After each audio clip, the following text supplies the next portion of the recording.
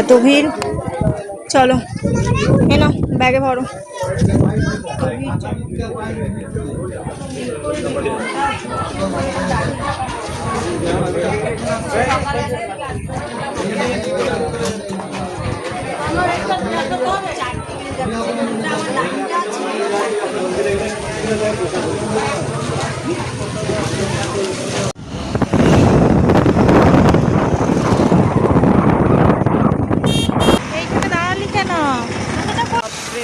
কি জোরে বৃষ্টি, কি জোরে বৃষ্টিটা শুরু হয়েছে। আমরা আর বাড়ি গিয়ে পৌঁছাতে পারলাম না, মাঝ রাস্তায় এই অবস্থা।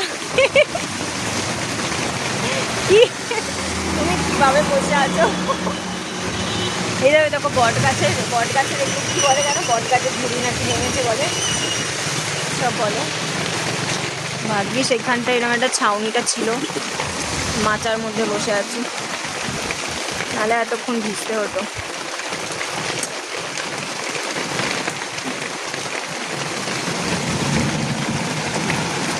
আবার এমন একটা জায়গায় বসে আছি, এখানে বেশ বেশ একটুখানি চা আর একটুখানি চপ মুড়ি এরকম টাইপের কিছু হবে, এখানে বসে বসে খাবো। ওই যে একটার পর একটা গাড়ি যাচ্ছে, দেখবো বৃষ্টির মধ্যে। জায়গাটা দারুণ।